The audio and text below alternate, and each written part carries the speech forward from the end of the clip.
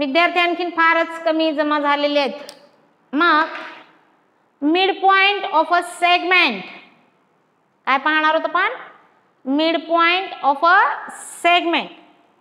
इथं मी segment A बी काढलेला आहे, त्याच्या बिटवीन मध्ये एम आहे, म्हणजे पहिली कंडिशन काय आहे? ए डॅश एम डॅश बी. आपण मिड पॉइंट कशाला म्हणतो मराठीमध्ये? मिड पॉइंटला मध्यबिंदू, बिंदू असा शब्द आहे. ओके. मग पहिली कंडिशन काय असणार आहे? पहिली अट काय असणार आहे? A dash M dash B means M is between A and B असलं पाहिजे. ही पहिली कंडिशन त्या पॉइंटनी फॉलो केली पाहिजे. दुसरी कंडिशन काय आहे? तर M segment M congruent to segment M B असलं पाहिजे. याचा अर्थ समजा एम 1 सेंटीमीटर असेल तर एम बी सुद्धा किती असलं पाहिजे? 1 सेंटीमीटरच असलं पाहिजे. M equal to 1 centimetre, M B equal to 1 centimetre असं असेल. पहिली अट काय आहे? M is between A and B. दुसरी अट काय आहे? Segment M congruent to segment M B असं असेल. ह्या दोन कंडिशन तो पॉइंट फॉलो करत असेल तर आपल्याला काय म्हणता येतं? M is point, M is mid point of segment A B. तर आपल्याला काय म्हणतात त्याला? M is mid point of segment A B असं आपल्याला म्हणता येतं. हे लक्षात घ्यायचं. मग याला आपल्याला आणखीन एक पॉइंट त्यातला लक्षात घेऊया. कुठलाही सेगमेंट घेतला, 10 सेंटीमीटरचा सेगमेंट घेतला, 15 सेंटीमीटरचा सेगमेंट घेतला, 25 सेंटीमीटरचा सेगमेंट घेतला, आणखीन कुठलाही सेगमेंट घेतला तर त्या प्रत्येक सेगमेंटला फक्त आणि फक्त एकच मिड पॉइंट असणार आहे. 2 मिड पॉइंट एका सेगमेंटला असू शकत नाहीत. आणि म्हणून every segment has one and only one mid point. हे आपल्याला लक्षात घ्यायचं आहे. Every segment has one and only one mid point हे लक्षात घ्यायचं. एकच मध्यबिंदू असू शकतो. आता मी सांगितलं तुम्हाला की गणिती एक भाषा आहे, तर तुम्हाला याच्या पुढं M is mid point of A B असं सांगितलंय समजा, तर आपल्याला कसं लिहिता येतं? गणिती भाषेत कसं लिहिता येतं? A M equal to M B equal to half A B. हे गणिती भाषेत लिहिणं झालं त्याला. M equal to M B equal to किती असतं? Half A B. म्हणजे ए बी समजा 10 आहे तर एम आणि एम बी किती असलं पाहिजे? 5च असलं पाहिजे. समजा ए बी 20 आहे तर एम आणि एम बी किती असलं पाहिजे? 10च असलं पाहिजे. त्याच्या उलट आणखीन त्यालाच आपण दुसऱ्या पद्धतीने म्हणू शकतो. Twice of M equal to twice of M B equal to A B. त्याच्या उलट करायचं असेल तर एम ची दुप्पट ए बी येते, एम बी ची सुद्धा दुप्पट काय असते? ए बी असते. पहा, 2 वाक्य आहेत. ए एम आणि एम बी हे ए बी च्या निम्म असतं. एक A M equal to M B equal to half A B, आणि दुसरं त्यालाच एक सेंटेन्स आपण मॅथमॅटिकल स्टेटमेंट हे दोन इकडे घेतलं तर 2am equal to 2mb equal to A B. A M ची दुप्पट किंवा एम बी ची दुप्पट केली तर आपल्याला ए बी मिळेल. आता ए एम इथं 1 आहे, एम बी इथं 1 आहे, तर ए बी किती असलं पाहिजे? 2 असलं पाहिजे, ट्वाइस असलं पाहिजे. तर अशा पद्धतीने हे आपल्याला लक्षात घ्यायचं आहे. हा mid point of a segment he concept आहे. याचा स्क्रीनशॉट घ्या, हे तुम्ही याच्या खाली लिहून घ्या, हे ह्याच्या पुढे लिहा. बोर्ड मध्ये आपल्याला जागा कमी पडते म्हणून मी असं लिहिलंय. आता आपण परपेंडिक्युलॅरिटी काल पण पाहिलंय, तरी पण आपण आज पाहणार आहोत थोडक्यामध्ये. पहा, इथं मी ह्या 2 लाईन्स पण काढल्यात. यामध्ये सेगमेंट तयार होऊ शकतात, लाईन्स तयार होऊ शकतात किंवा रेज पण तयार होऊ शकतात. इथं मी एक पॉइंट ओ घेतला, तर समजा ही लाईन ए बी सपोज केली मी. Line A B is perpendicular to line C D. कधी असते? तर इथं angle C O B, angle C O A, angle A O D आणि अँगल DOB हा इच 90 डिग्री असला पाहिजे. तर आपल्याला line AB perpendicular to line CD म्हणता येतं. Line AB perpendicular to line CD असं आपल्याला म्हणता येतं. मग दोन सेगमेंट सुद्धा म्हणता येतील. Segment AB perpendicular to segment CD, segment AB perpendicular to segment CD असं म्हणता येतं. किंवा line AB perpendicular to ray OC असं म्हणता येतं.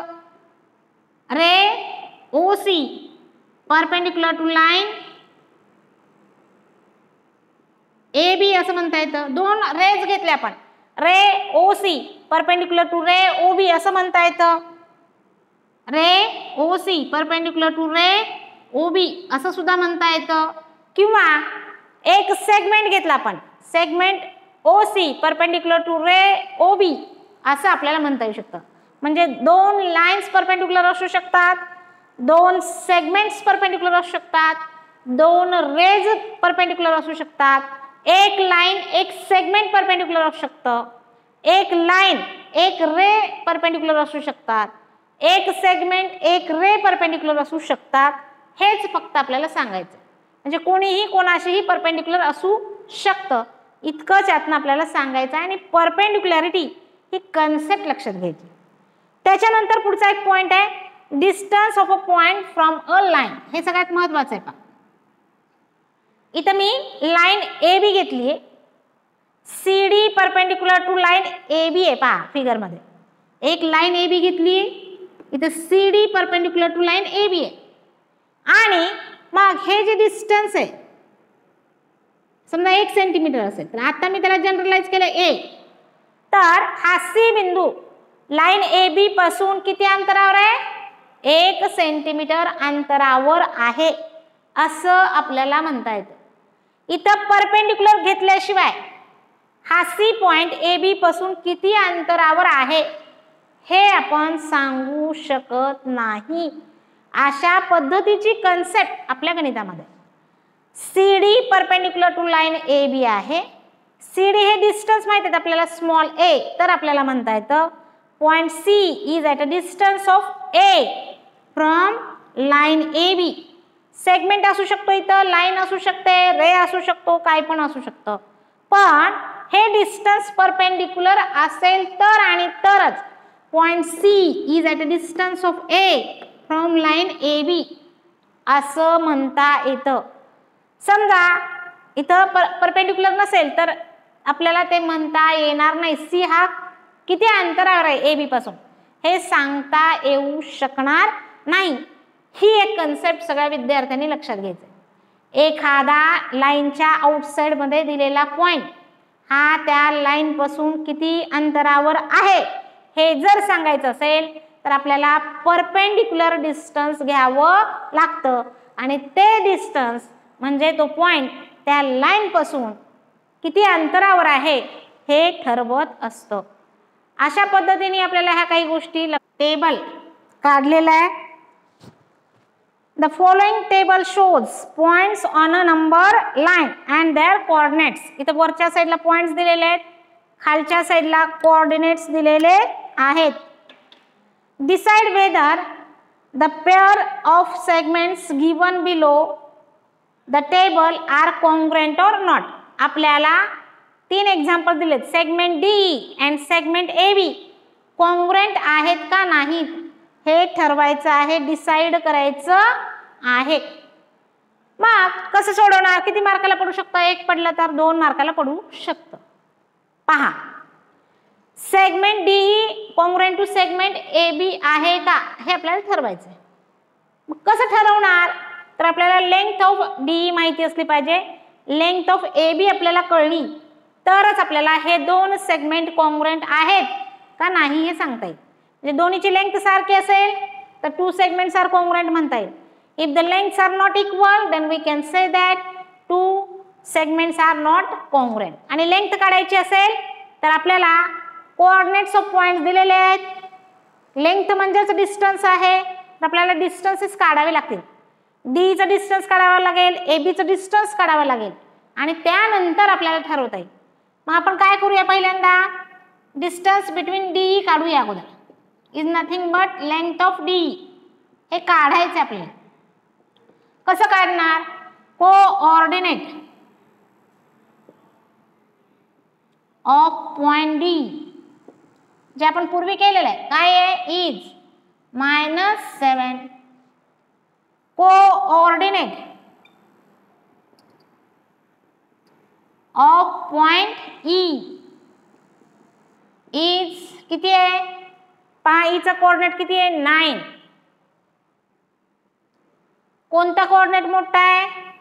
9 is greater than -7. Therefore length of D असं लिहिते. लेंथ काढायला पण तोच फॉर्म्युला आहे, डिस्टन्स पण तोच फॉर्म्युला आहे. 9 -7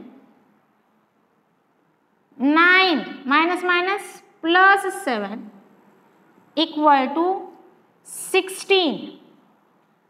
length of DE equal to 16. याला आपण 1 म्हणूया.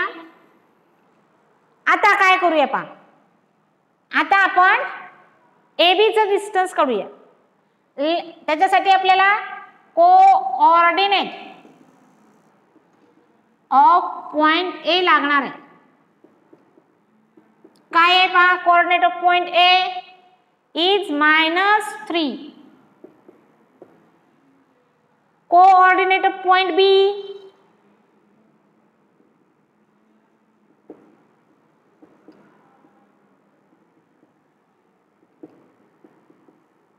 इज 5.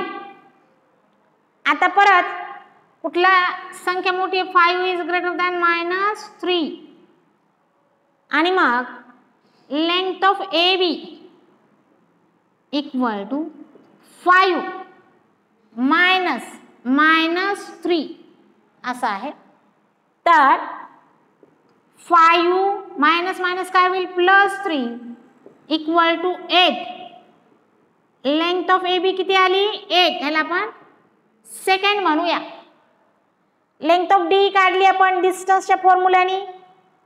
लेंथ ऑफ ए बी काढली डिस्टन्सच्या फॉर्म्युल्याने. ह्याला सेकंड म्हणालो. आता पहा किती आली लेंथ ऑफ डी? 16 आहे. लेंथ ऑफ ए बी किती आली? 8 आहे. आहेत का इक्वल? नाही.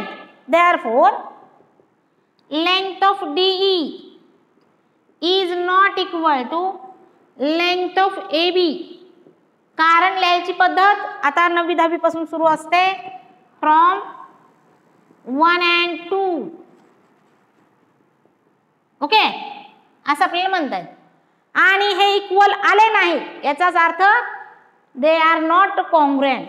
Therefore segment D and segment AB are not congruent. असं आपल्याला लिहायचंय. असं हे गणित सोडवायचंय. किती मार्काला पडू शकतं हे? 3 मार्काला. सगळ्यांनी याचा स्क्रीनशॉट घ्या. करायचं आहे पहा. सेगमेंट बी म्हणजे लेंथ ऑफ बी काढायची आहे, लेंथ ऑफ एडी काढायची आहे. मग आपण लेंथ ऑफ बी काढण्यासाठी प्रोसिजर करूया. कोऑर्डिनेट ऑफ पॉइंट बी किती आहे? इज 5. त्याच्यानंतर coordinate of point E is पहा किती आहे? 9. मग 9 आणि 5 मध्ये कोणता नंबर मोठा आहे? 9 इज ग्रेटर दॅन 5. आणि म्हणून length of BE equal to 9 - 5 equal to 4. Length of BE आलेलं आहे. आता आपण असंच लेंथ ऑफ एडी काढूया. Coordinate of point A is -3. Coordinate of point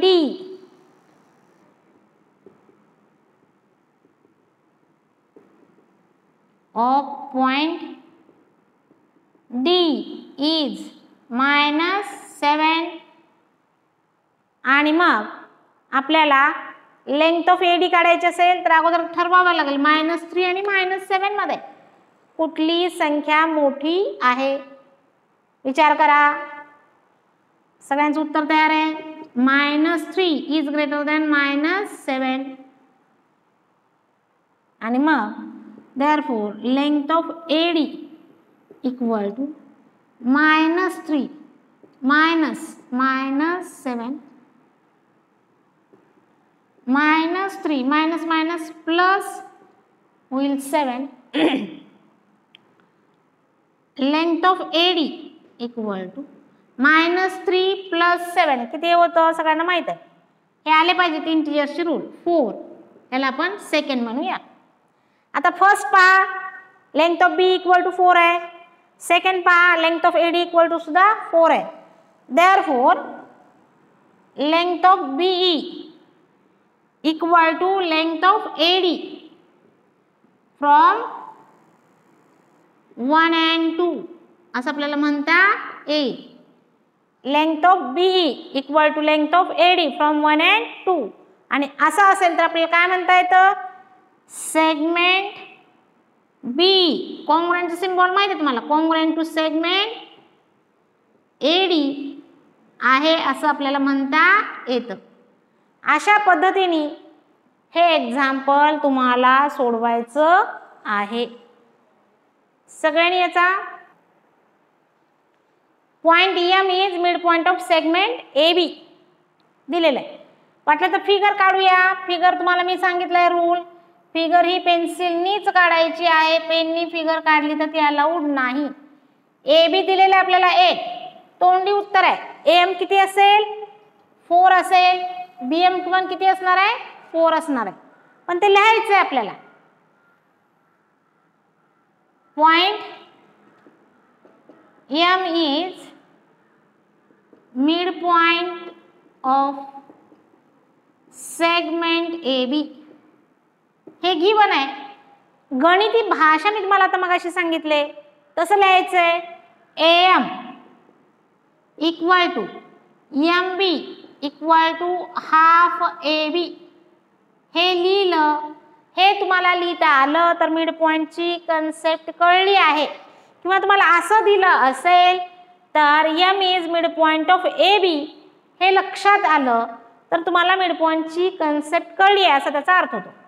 therefore M equal to half A बीची व्हॅल्यू दिलेली आहे आपल्याला 8. Therefore M equal to 4. Unit दिलं नाही म्हणून युनिट लिहिलं नाही. असा 1 मार्काचा क्वेश्चन आहे. ओके.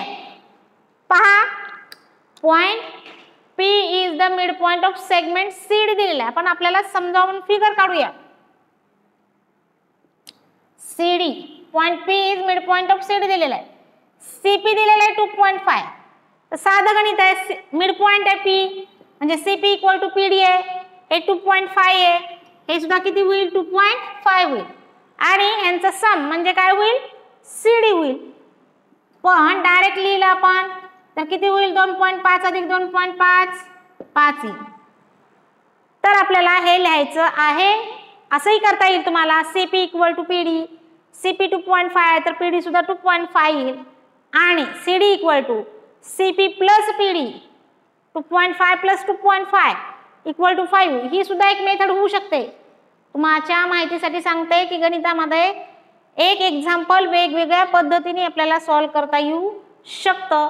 फक्त करेक्ट लिहिलं पाहिजे. तुमचं रायटिंग चुकलं नाही पाहिजे हे लक्षात घ्या. सोडवूया आपण याला.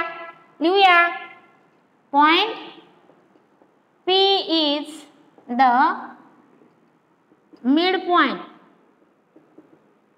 ऑफ सेगमेंट CD मग मी सांगितलं तुम्हाला मॅथमॅटिकल स्टेटमेंट काय असतं, तर CP equal to PD equal to half CD.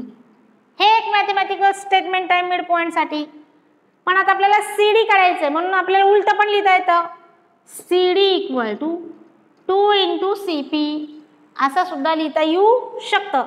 हेच वेगळ्या पद्धतीने आपण असं लिहितो, हे आपल्याला लक्षात घ्यायचं आहे. आणि मला CD काढायचं म्हणून CD इक्वल टू 2CP मी असं लिहिलेलं आहे. CD equal to 2 into 2.5. हे मल्टिप्लिकेशन तुम्हाला आलं पाहिजे, साधं सोपं एक्झाम्पल आहे. CD इक्वल टू 5, 2.5 ची दुप्पट किती असणार आहे, 5 असणार आहे. असं हे सॉल्व करायचं आहे. सोपं एक्झाम्पल आहे.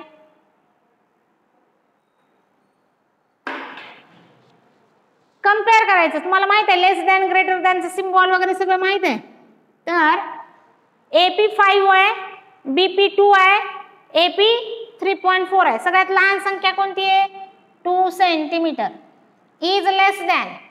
त्याच्यानंतर कोणती संख्या येते, 3.4. 3.4 centimetre is less than 5 centimetre. हे एक पद्धत झाली.